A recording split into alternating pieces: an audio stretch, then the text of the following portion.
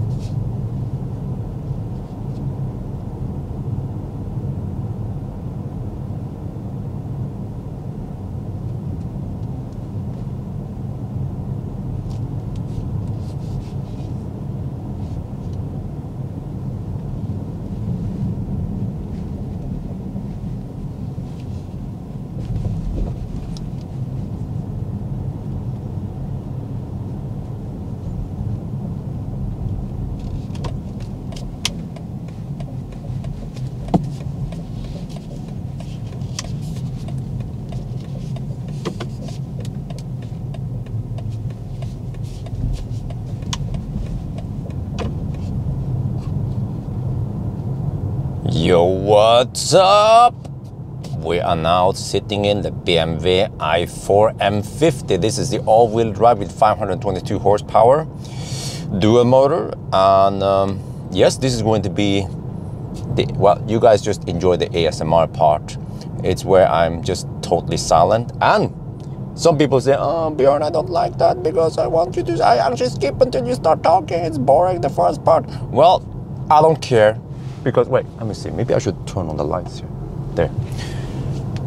Because lots of people actually enjoy that first 3-4 minutes because they want to see the car, they want to get the feel of it, and they also want to hear all the noises that the car makes. Because think about this, if you want to test drive the car, then do you talk to yourself? No, you shut up and then you listen. Ooh, it's nice, it sounds premium. The door sounds premium. Yeah, by the way, when I show you guys in many episodes, I show you when I close the door. The point just went right above your heads. It was to show you the deep and premium door closing sound.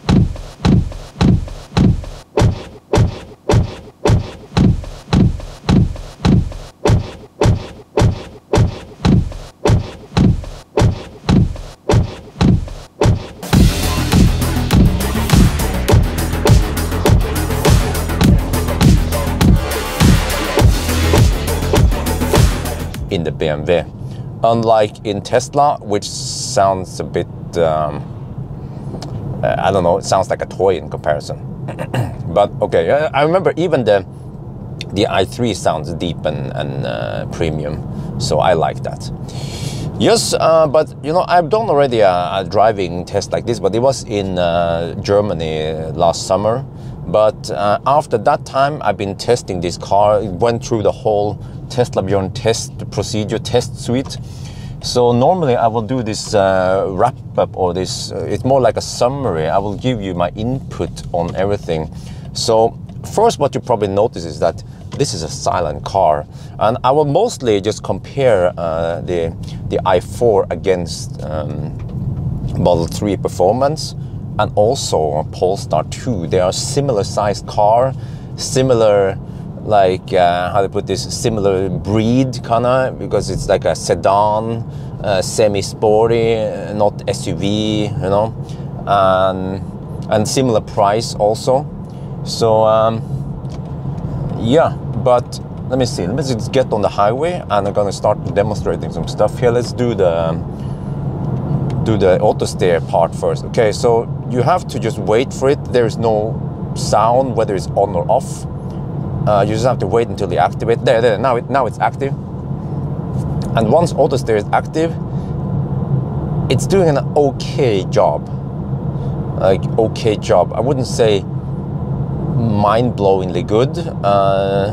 It tends to go a little bit weird, left and right sometimes, oscillates a little bit. Sometimes it just loses it, so I have to take over. And also it tends to not deal with merges that well. So it's just okay. I feel like, well, the Polestar Autosteer is also not that much better. But for example, the Mercedes Autosteer and the Tesla Autosteer is one of the best I tried. But this one is okay. They call it, I don't remember what they call it, some assisting. They don't call it Autosteer or autopilot anyway. But you can hear that the car is nice and quiet. So it has winter tires, of course, so you get the impression that it is super silent, yes, but once you put on 19-inch or 20-inch summer tires, it will be noisier than this. But at least it is a very silent car. Okay, look, it goes off, like it just suddenly loses. You know, see what I mean? And now, okay, now let it re-engage. I'm going to see now.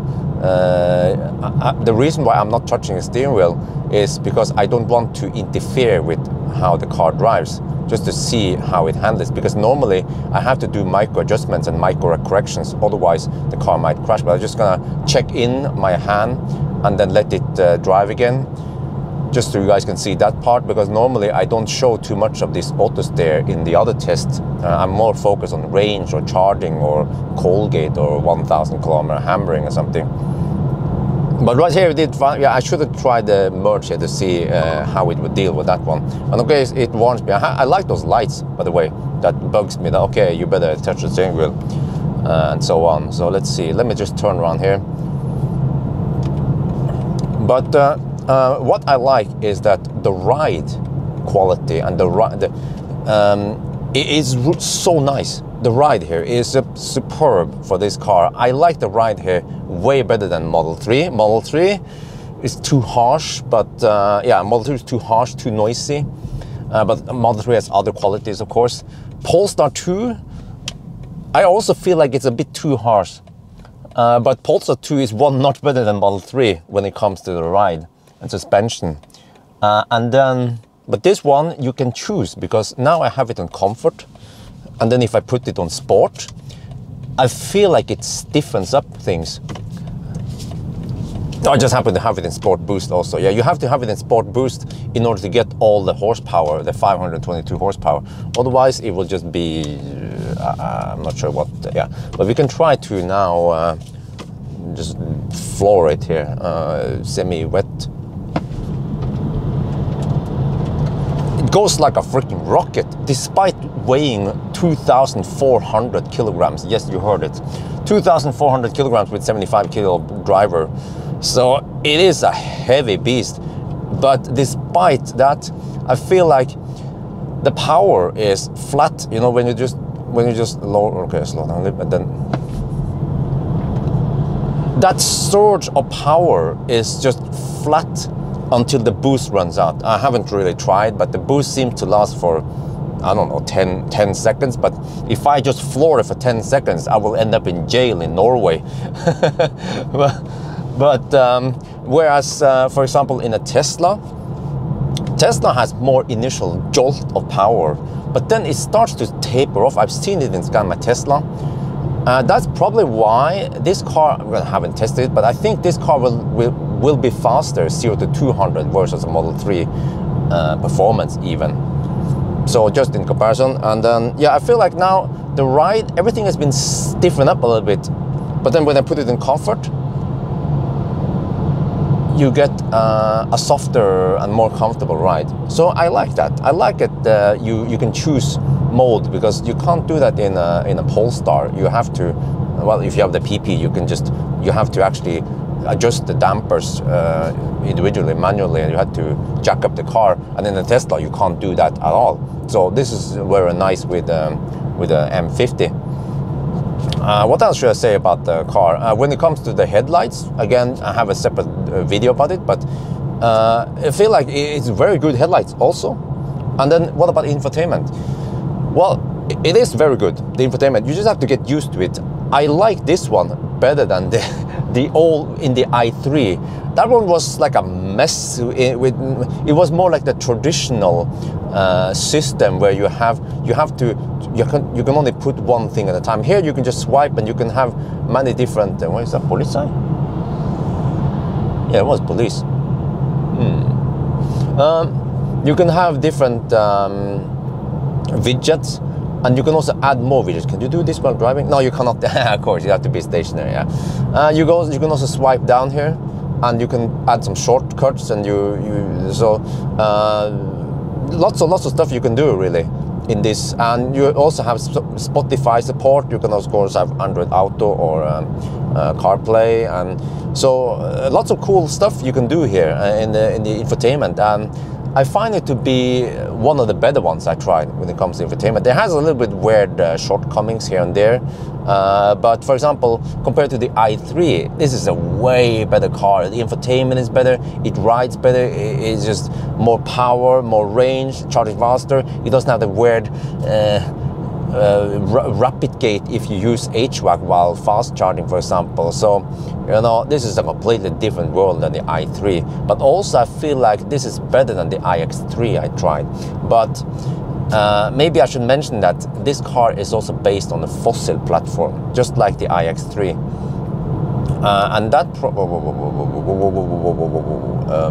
I mean, technically I have to overtake the Leaf on this lane like this. Well, actually, technically, if I drive a BMW, I should not use the turn signals. I forgot about that. Oh shit, I'm sorry for that. I actually thought about not using turn signal in the ASMR part. Let's just try now. Wow, this is so weird. I feel so cringy by changing lane without using turn signals. But we have to drive like a BMW driver. We also have to overtake on the right lane like this, of course.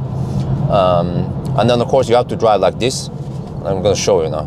BMW driver, they drive like this, and they usually see, I'm going to show, they do this, and you see the road between the, yeah, here, you see the road there. That's usually how BMW drivers drive. Okay, I'm not going to do that. No, I will not give people any ideas. Wait, did I not reload it? There, okay, all right.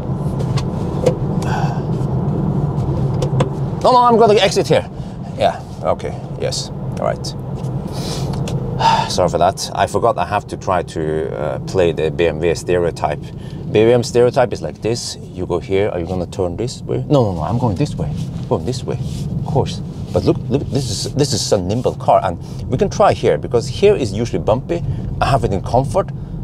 It just floats over the bumps. Oh man, it is so nice. It is so nice. I like this. Let's go back. Let's go back. Okay, turning circle might not be the best. Now let's put it in sport. See what happens then. Well, maybe I should. Yeah, I should run over the. Oh. Yeah, you know what? We can go straight here. Yeah, now we can go straight there. So even in sport mode, I feel like, even when this car is in sport mode, it is still more comfortable than the Polestar and the. Yeah, I'll purposely run over the bumps here because I know this stretch tends to be bumpy. They've been doing some digging here and they haven't really fixed it. Yeah, this is better. This is better. And also, of course, when comparing to Polestar and Model 3, this car is way more silent than those cars. Actually, Polestar 2 and Model 3, they are roughly about this. They are roughly as noisy as, yeah. Okay. When it comes to the wipers, well, let me see now. Yeah, it works now, of course. Oh, that's Polizei. Yo, what's up? Just gonna drive around in a circle here. Hope you don't come this way. Okay, good. So that side, well, it works now, of course. During 1,000 kilometer challenge, that side was always smutsish. But now it works. Oh, yeah, okay, I think it has something to do with temperature and stuff. But it tends to not clean properly over there. But now it works. Okay, fine. All right, let's go over the bumps. Oh, shit. Yeah, but you see, even now, I purposely run over the bumps, and it is just so nice. So you see, because, okay, I should mention the consumption numbers and the range test because it was wet. I showed it, I documented everything. It was quite wet. And then if I had time and opportunity, I would take, wait, why am I driving the same way now? Let's go back there, back. Okay, but if I had the time and opportunity, I would do another range test on not so wet asphalt, just to show you that it wasn't really that thirsty. Because during 1,000 kilometer challenge, I noticed that the consumption was way lower. Well, not way lower, but it was roughly 10% lower. And that's what I've been finding when I tested wet road versus dry road. Anyway, so just bear that in mind, right? Because the consumption when that test was very high was almost worst case. But if you don't drive on wet roads that often, then you can actually get okay range and okay consumption from this car. Now let's. Hey, what the heck? Why is this swipe? Oh, I have to swipe here. Shit. Driving settings. Iconic sound. This is weird. When I press iconic sound, it takes a second for it to update. Okay, let's go.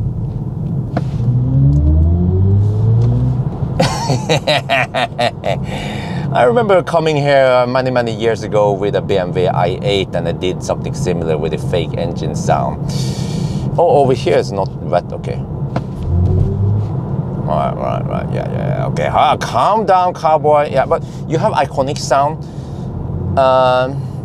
by Hans Zimmer. And when you just cruise, it will have this weird humming. Okay, I can't hear it now. I think I had to drive faster. The weird thing with that humming is that it hums with a different intensity and even frequency almost. So, which is weird. It's not natural because I used to own diesel. I used to own gasoline car, and when you're cruising at constant speed with this constant RPM, it's just supposed to be constant. But the fake sound has this something like that, which is not natural. So that was just something that clicked on my OCD a little bit when I set the iconic sound. But I mean, some people, they just want to hear the iconic sound. Okay, let's drive around a little bit. I can show you guys the iconic sounds. So I want to ask you guys, do you like this iconic sound? Or if you would buy an i4, would you turn it on or off? Because I also checked something. The iconic sound doesn't sound outside, I think. Well, I have to this side so I can hear the echo. Well, okay, no, now we have, okay. Let's test.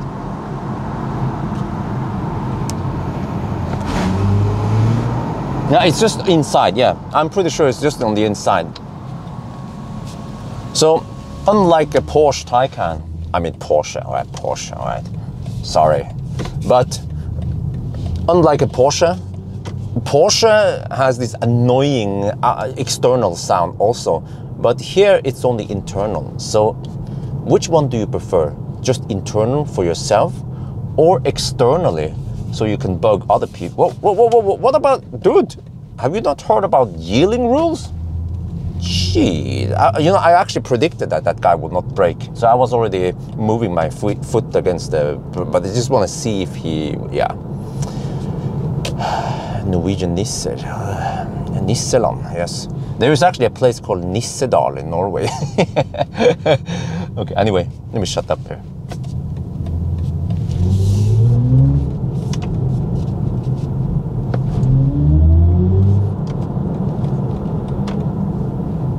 Why am I using blinkers? Okay, I'm gonna teach you guys something. When you enter a roundabout, in Norway, the traffic school will teach you that if you want to turn left, you should blink left in a roundabout, because by blinking left, you will signal to everyone else who's waiting for you that you're gonna turn left. For example, if there's a car there who wants to turn there, I'm just using the inner lane anyway, then they can just exit. They don't have to wait for me because they know that I'm going all the way around. So by turning left and then turning right, you will then give clearer instructions to other people around you where you're supposed to go. And then other people who are waiting for you, they can either wait, because depending on where they're going, or they can just go for it because they know that, you're not gonna, I mean, they will not be in your way anyway. So by blinking like I do, which the driving school teaches you, you will then increase the efficiency of the roundabout. You see, why the heck am I even wasting time in a video about BMW about this? Well, it's kind of funny, right? I teach people how to use blinkers in a BMW video.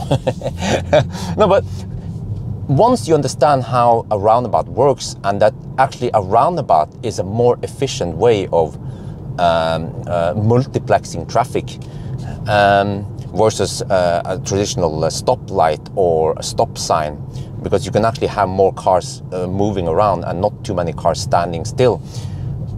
You will actually agree with me that blinking left and then blinking right is the best way to increase the efficiency of the roundabout, and therefore during higher traffic load you will then decrease the amount of stau around the roundabout. Yeah. What else should I mention? Okay, anyway, let's go back to talking about the car.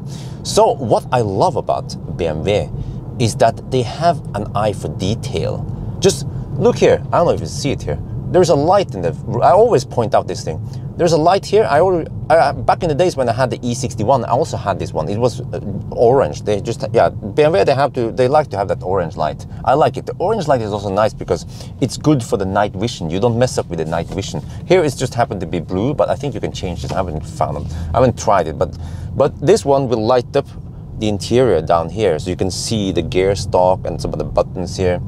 And also you have some ambient light here. You see a light strip here. But if you watch my video, have you noticed Mercedes, how they just go ballistic on the lights in comparison? I actually didn't notice it. Well, I mean, I noticed that I had to turn down some of the lights in the settings because they were a bit too disturbing. But many people were complaining about the Mercedes being like a freaking Christmas tree. And actually, after you guys mentioned it, I was like, you guys are right. Because over here, this is default.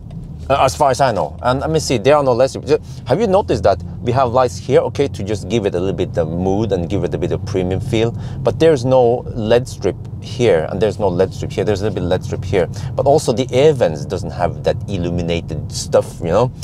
And okay, maybe I should go to a dark place, but I realized when I drove this car in pitch dark places, like going to Yale, that it was nice and comfy. Wait, maybe I should go out to this one. I can go home. Yeah, go home.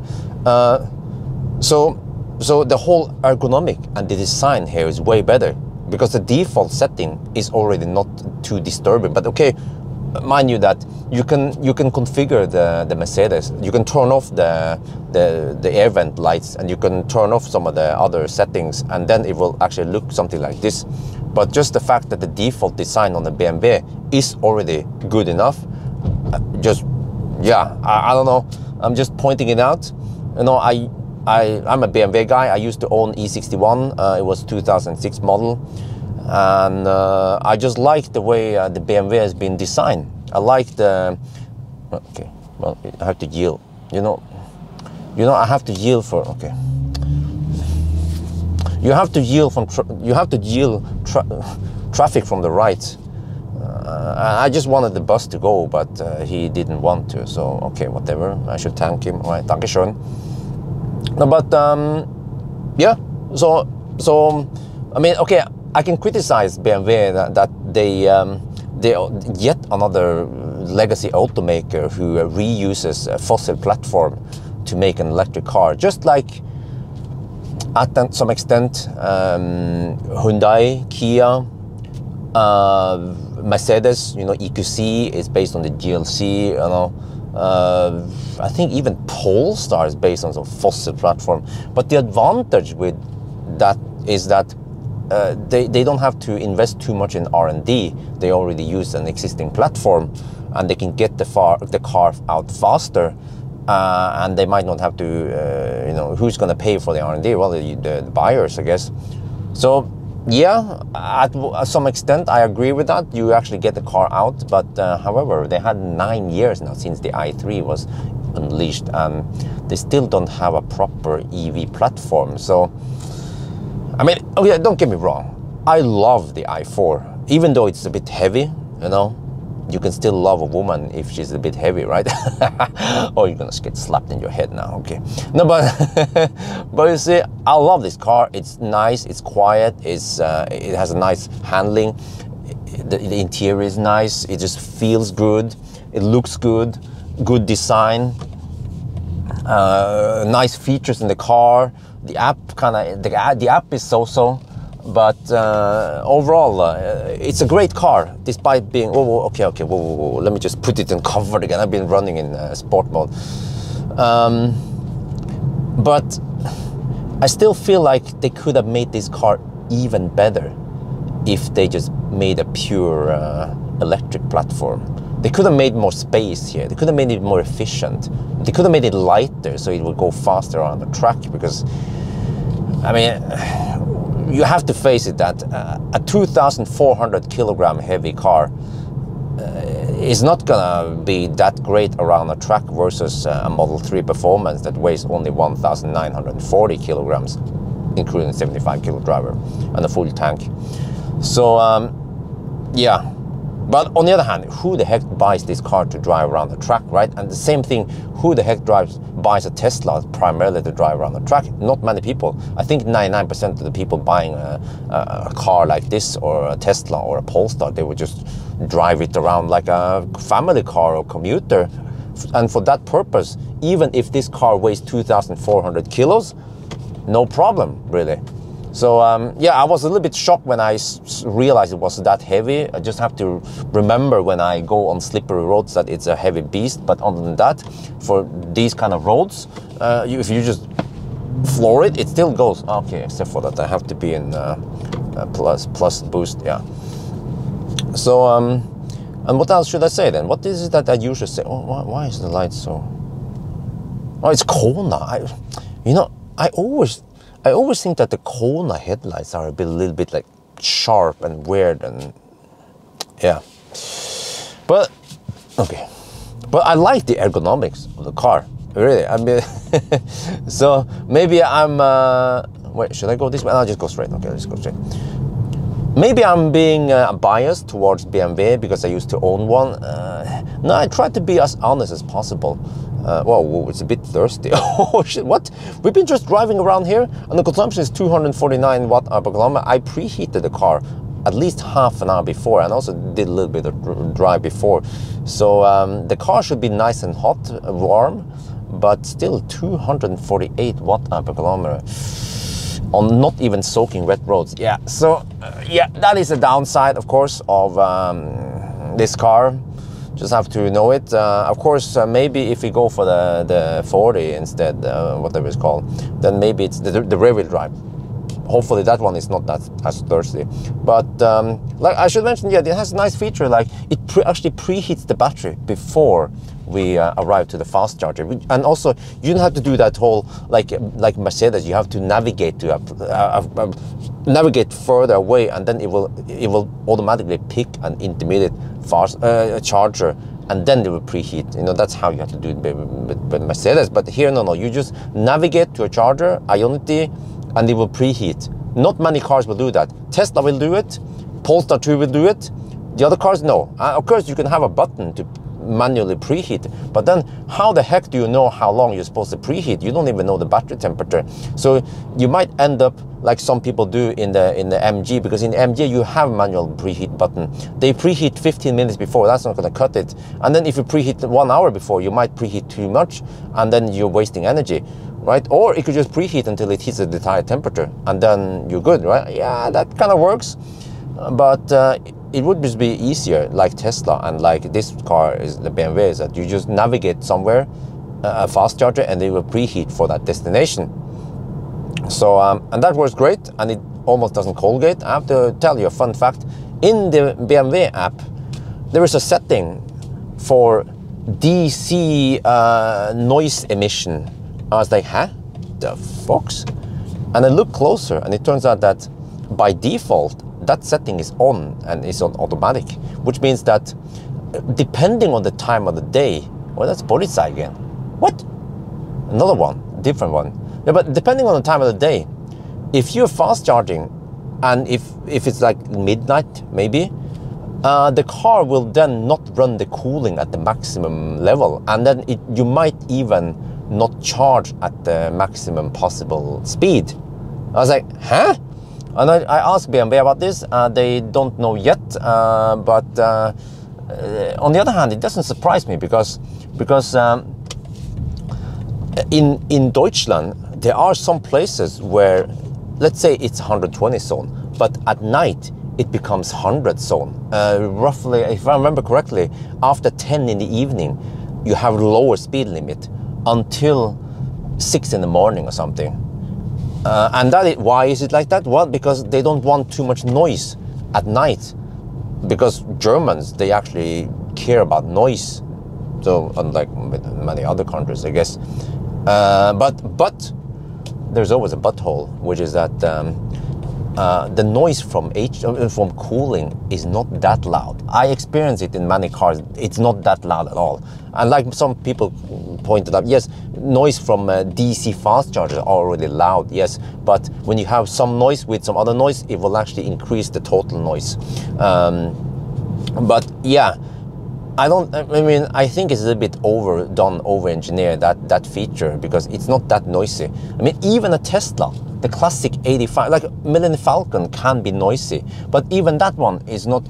If we are charging here and there's a house over there, they're not going to be bothered by the noise really, because it's mostly high frequent noise, you know, like fan noise, and that kind of noise doesn't really penetrate walls that great. It's more like humming noise or something that bothers people more. But yeah, so just want to point it out that we have that feature on by default. So, but other than that, what else is it that I should tell you guys? It's a very long video. I will just try to give you guys as much information as possible. And what is my input? Well, again, if people keep asking me, well, Bjørn, which one should I choose? Should I go for the i4, or should I go for Model 3, or should I go for Polestar? I can't really choose for you, because you have to know what you want, and then you have to know the strength of this car and the weakness, because some people, they need the range. Maybe they live in a place where they can't, they don't have that many fast chargers. And then for them, they might want to choose a Tesla, or maybe they like the tech of the Tesla. They like the pureness, the purity of the big screen, something like that, right? So then for them, Tesla is better. But then some other people, they don't like that. They want to have buttons, and at some extent, I agree. I agree. Here, there's a knob here. I can change the brightness level of the screen. I actually like it. So, but because, yeah, I've been living with Tesla for many years, but I'm actually starting to like some knobs, right? Okay, but it depends, because some stuff is good that, or I'm driving a little bit slow here. Some stuff is good that we have it on the screen, because then it's flexible. You can update it, you can upgrade you can improve the feature. But some things, like just adjusting this one here, there is no other way to improve it anyway, and it can't really be that buggy, except for, okay, they could change the way it works maybe, but so yeah, why not have some buttons, but then of course have a touchscreen. Even this car has a touchscreen, and this car also has you can write to input, but it's way easier to use the virtual keyboard here and to use the touchscreen rather than using the iDrive. So I mean, let's be honest, the iDrive that the BMW invented many years ago, and and also back in the days, people were like, iDrive is awesome because you don't have to take your eyes off the road. You can just use the iDrive and the joystick. No, but dude, it takes forever to just do some basic stuff with the iDrive. But here they are actually moving slightly away from the iDrive, and then they make this touchscreen more user-friendly, and this is the way to go, right? So yeah, many people might disagree with me. No, they like the iDrive. Yeah, they want to type, they want to write stuff on the joystick to enter navigation. But yeah, but I mean, compared to other BMWs I've tried on even other cars, I feel like the user interface here is better than many other cars, and in earlier revisions of BMW. So so overall, I like this car. I mean, I really like it. Wait, I'm supposed to go back home now. Let me see. Wait, can I go back there? This is interesting. Over here, it's wet, but near my home, or was it? It was dry. Wait, I have to go here, right? Yeah, I have to go like this. I normally don't go this direction to enter the highway. Yeah, you see, it's just planted. Oh, I still had the fake engine sound on. I just realized now. Driving settings. Yeah. Okay, let's turn off Hans Zimmer. All right. Sorry, Mac. All right, let's see. It's a 60 zone here. Let's just cruise. So, yes, now you got... Whoa. You don't see where... Come on. When are you supposed to activate the Autosteer? There. Okay. Yeah. But now it's active. Okay. That's good. Alles good, yeah. So, yeah. So, back to the point. Yeah.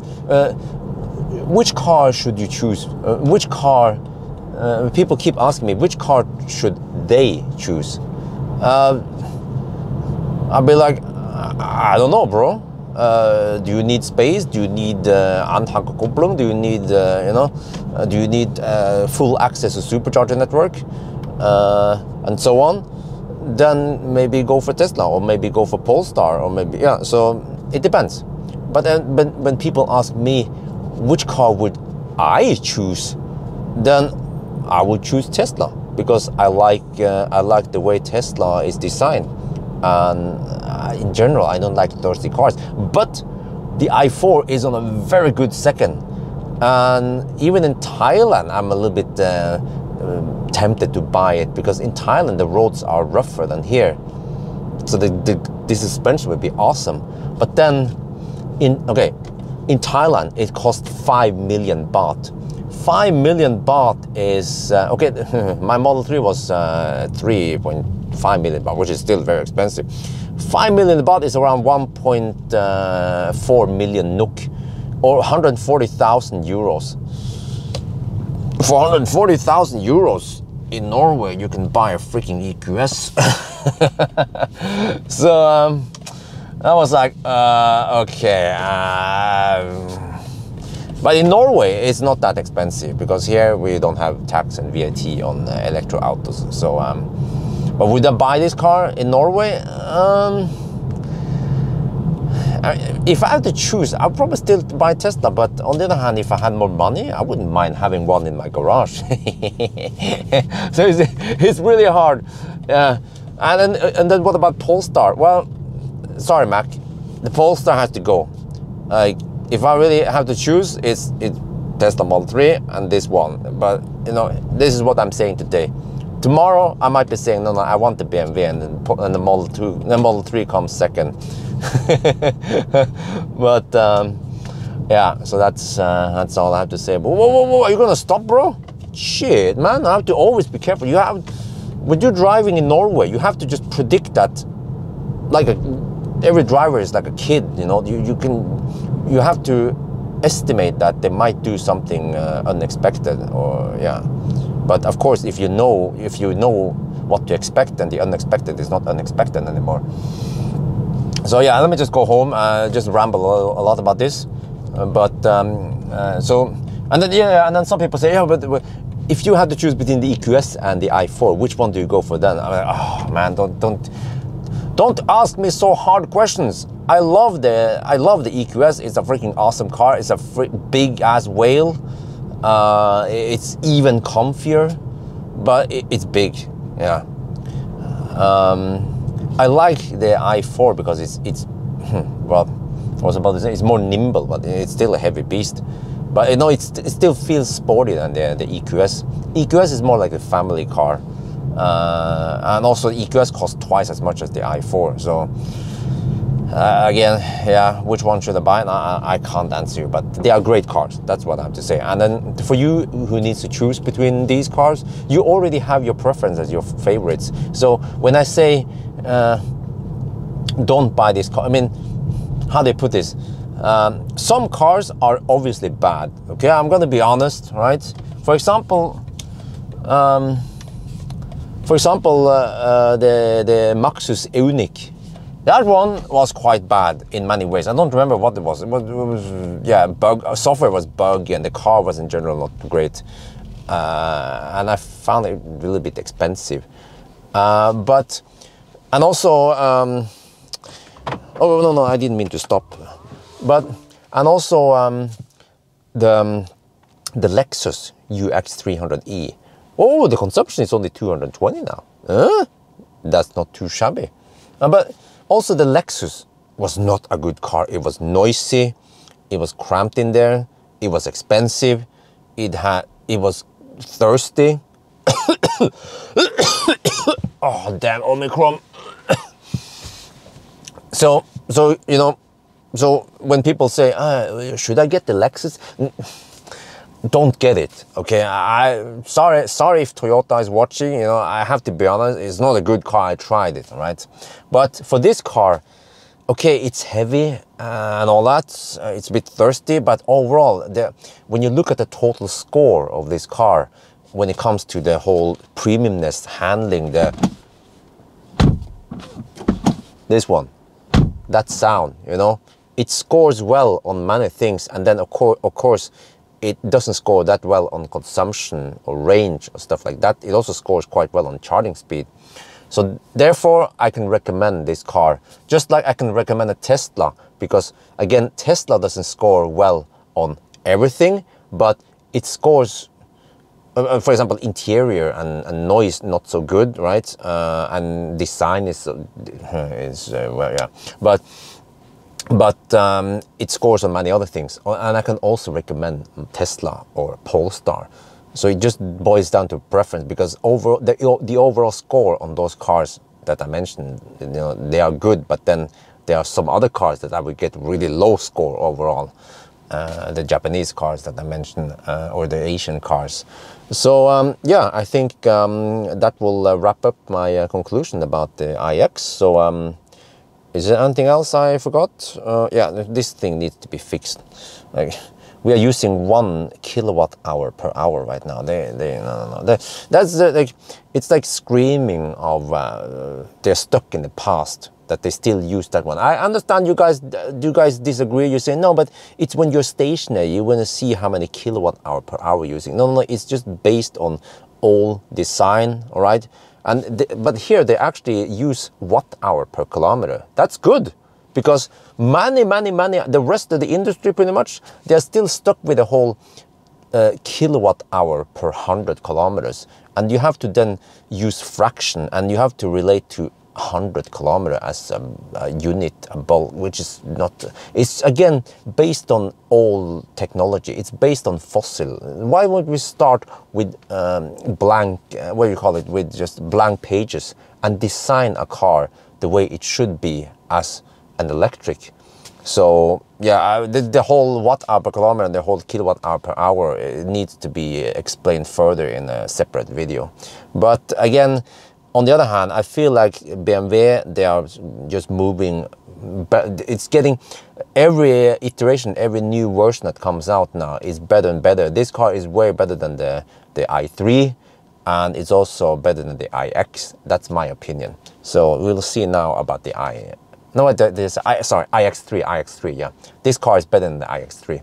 But then soon enough, I will test iX. Let's see how that one is, because that one is like totally different. It's not this kind of BMW interior you're used to. I would probably hate the interior. I will see how it goes. There's too many diamonds in there. But okay, anyway, I think that's gonna be it for now. I hope you guys enjoyed this video. As always, thank you for watching, and talk to you later. What, the consumption is going up? It was 220 watt-hour per kilometer. It's 222 watt-hour per kilometer now. And we are in par. The trip is over. So how thirsty was this car really? Was it 220 or was it 222? No, it was 222, because that's the way it counts, right? Right, hasta la vista.